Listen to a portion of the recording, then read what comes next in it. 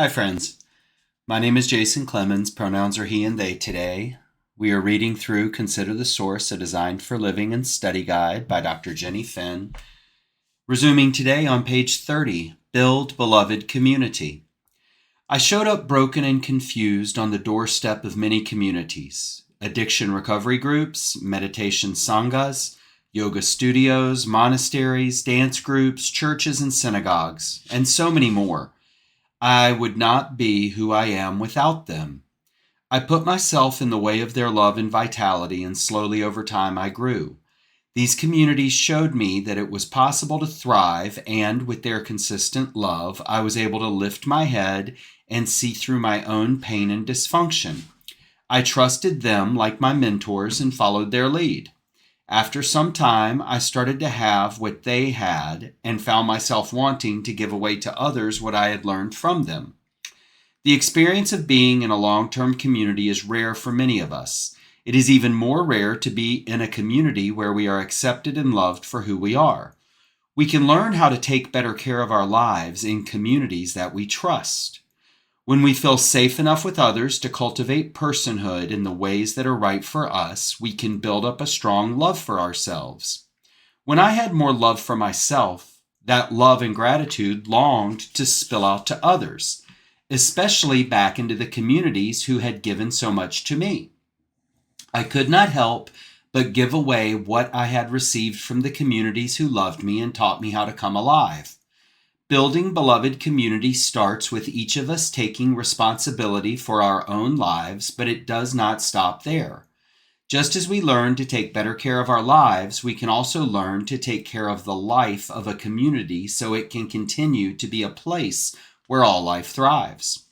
The following 3 practices allow the life of a beloved community to thrive. Respect individuality, foster unity, take care of relationships. For a community to be healthy, it is essential that each person is respected for who they are and that the community has a shared purpose. What unifies a community is what identifies them.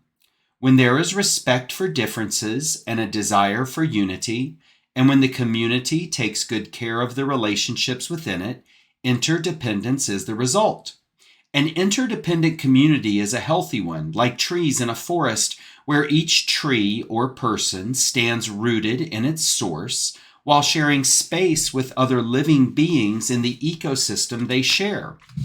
A beloved community is an interdependent one that leads to a kind of love that this world desperately needs right now. This is a love that respects differences and at the same time remembers that we are all connected.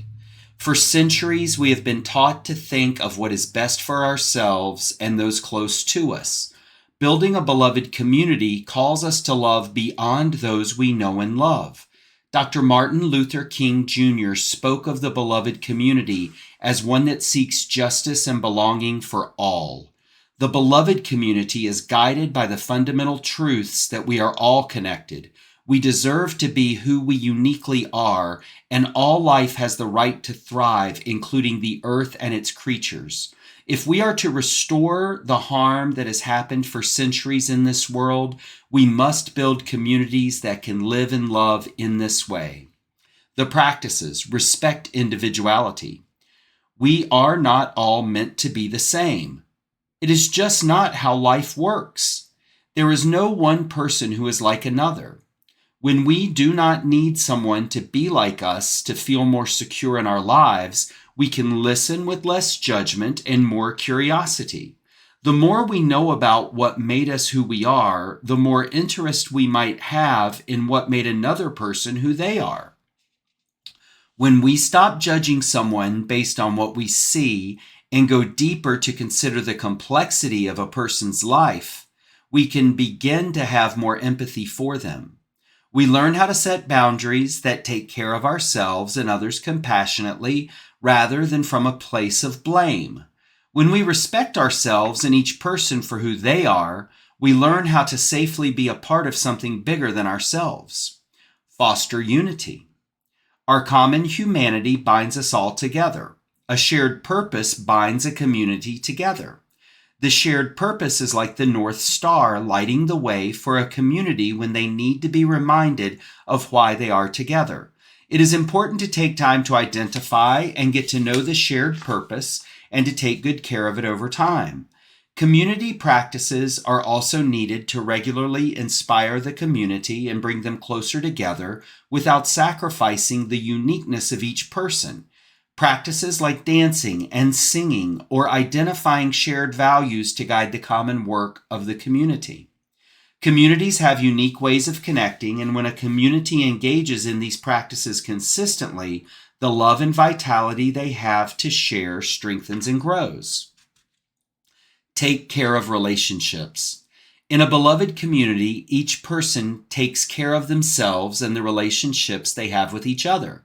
When there is difficulty, the community seeks to restore relationships through honest conversations that are inspired by a deep care for the community as a whole.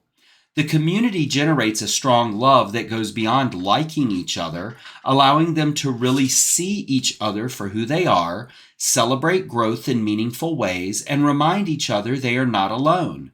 When we respect one another, develop practices that bring us together, and take care of the relationships we have with each other, we experience a deeper sense of belonging to our human community. This allows us the safety we need to see beyond ourselves and learn about how to take better care of life from the places in which we live. Build beloved community study questions. Have you had a community to support you when you have really struggled? What was that like? Do you take responsibility for your own life? If so, how do you know? If not, how do you give that responsibility away? Are you part of a community? If so, do the practices in your community respect and celebrate the uniqueness of each person? Are there ways that this uniqueness is not honored in your community? What is the impact of that? What are the practices in your community that bring you closer to each other and your shared work? What are those that bring you farther away? Do the communities and spaces you spend time in allow for diversity? And do they respect different abilities and needs? How? If we can imagine a spectrum where honoring the needs of the individual is on one side and honoring the needs of the collective or community is on the other, what polarity do you or your organization tend to lean? Where do you need to strengthen in order to honor both? Does the community you are a part of have explicit spaces and times for strengthening relationships and addressing community discord?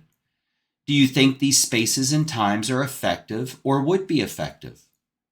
What is the difference between codependency and interdependence? Does your love and care reach beyond those you know and love? If not, why? If so, how? What did Martin Luther King Jr. mean by beloved community? Do you think his dream is possible? If so, how can you and your community engage with the 3 practices of building a beloved community to move toward that vision?